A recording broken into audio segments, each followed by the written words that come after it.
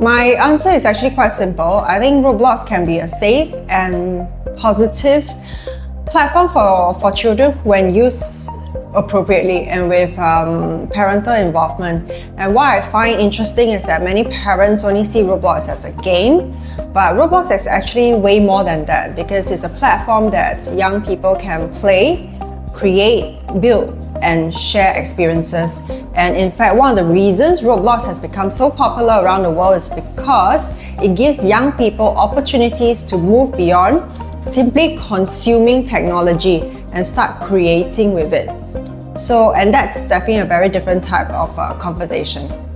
That's probably one of the biggest misconceptions because when many adults hear the word Roblox, they picture children or avatars running around in virtual worlds, completing challenges. So yes, that definitely happens, and Roblox is one of the world's at the same time, Roblox is actually one of the world's biggest user-generated content platforms.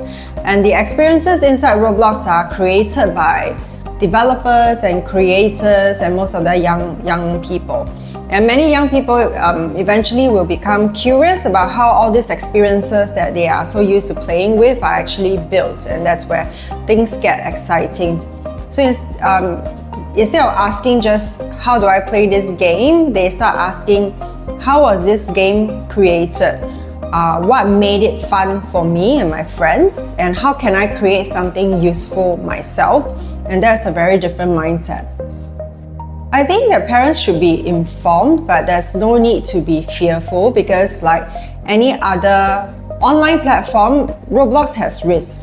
And Roblox itself recognizes that, and that's why it has invested heavily into moderation systems, age-based content controls, communication restrictions, and parental supervision tools. Parents can definitely manage who their child actually communicates with online and control their content access. They can monitor their activity and set age-appropriate boundaries. And what's important is understanding that no online platform is completely risk-free.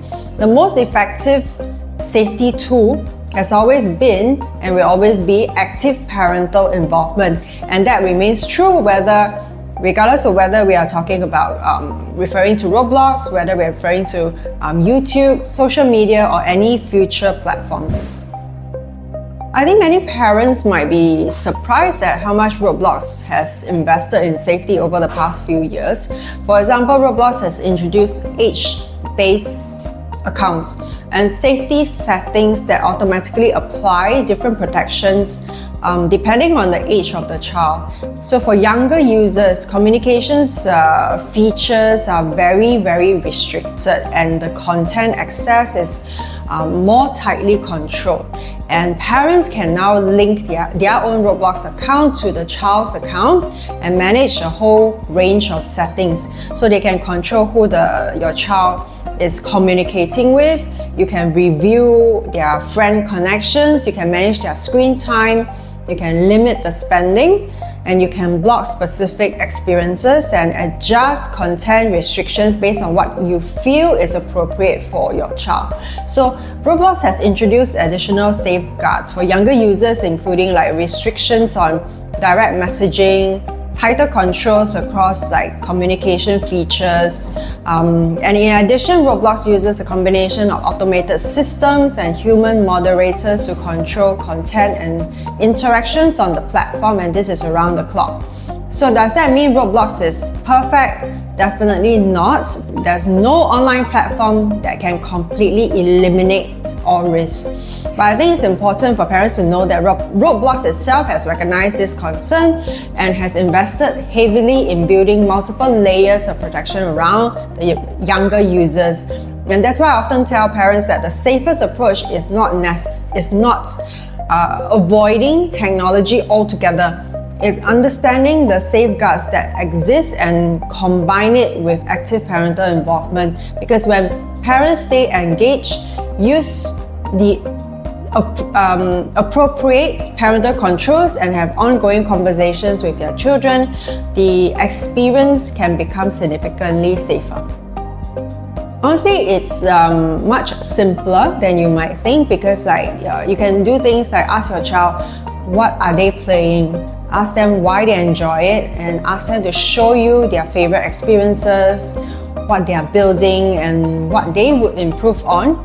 And when parents show genuine curiosity, children are always very happy to share. And these conversations often help parents understand what their child is actually doing online. I think it's helpful to ask a deeper question, which is not so much like how much time is my child spending, but more what is my child doing during that time, because not all screen time is the same. Someone who is mindlessly scrolling through content is very different from a child that is creating something, designing, building and solving challenges and experimenting with ideas. So the quality of engagement is more important, and that's where Roblox can potentially become quite interesting. It can be very creative. In fact, I think this is the part that many people do not fully realize. Some children might use Roblox to explore storytelling and experiment with world building, and some become fascinated with game design, user experience design, virtual economies and how digital products are created, and others become interested in digital creation and entrepreneurship. So the platform naturally encourages curiosity, and children often ask questions like, why does this game work so well? How was this created? How can I make something similar, and what would I change? And these are all very valuable questions, because they encourage children not to think beyond simply consuming content.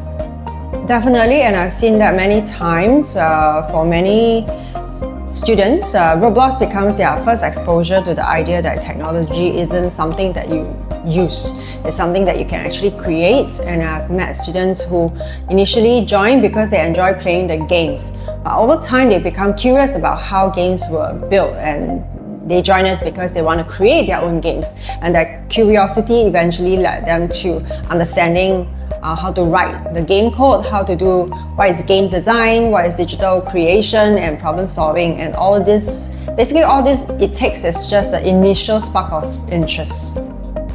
Very much so, because I think many people they underestimate how intellectually demanding game creation can be. Because like, for example, when a child builds a Roblox experience, they are not simply writing the code, they are making a lot of decisions, and they have to think about the user experience and what makes a game enjoyable, what makes it intuitive, and how should players navigate through the experience, and what happens if a player gets stuck. How do I keep them engaged in the game? They are also developing design thinking skills, because like every creator starts with a problem to solve. What am I trying to create here? Who am I creating for? And what kind of experience do I want users to have? And ultimately, like, how can I make this better? And then you test your ideas, you gather feedback, you refine your features, and you fix problems, and you improve the experience. And that process of building, testing, and improving is very similar to how real-world products are actually developed at Empire AI. We have seen students who spend hours refining a game mechanics, like redesigning a user journey and improving your experience because you genuinely want to make it better. So that to me is not at all like passive entertainment. That's actually proper problem solving, that's critical thinking, and creativity is also at play here. So those are the skills that extend far beyond Roblox itself.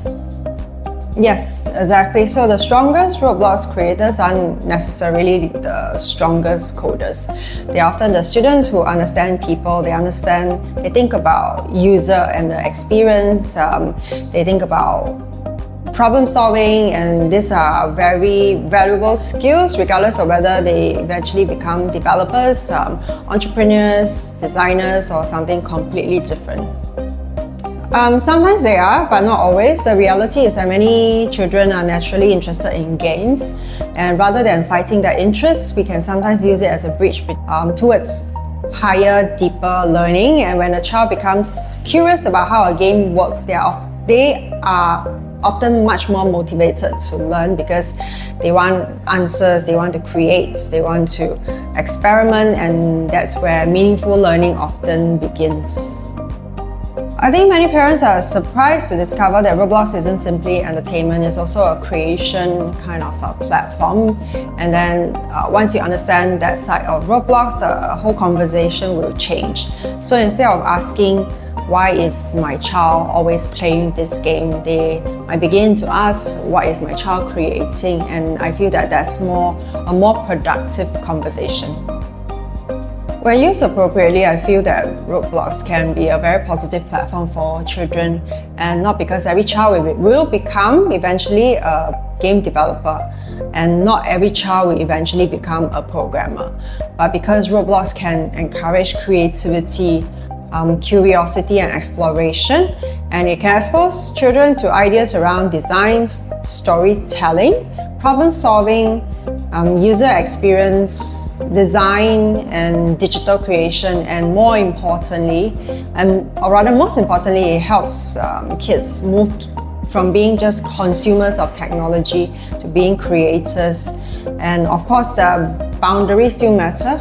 Parental involvement is definitely very important, and have conversations with your child. But when all these things are present, I've seen many children use Roblox as a platform for creativity rather than simply consumption. And I think that's why it's worth parents taking the time to understand Roblox before deciding whether it's right for their child. I would encourage them to remember that the goal isn't simply whether Roblox is good or bad. The goal is to understand how your child is using it, because technology is definitely increasingly important part of everybody's lives. And children who thrive will not necessarily be the ones who completely avoid any form of technology. They are more often the ones who learn how to use it creatively and responsibly. And when parents stay involved, they will ask questions, they guide their children, and platforms like Roblox can actually become opportunities for learning, creativity and exploration rather than simply entertainment.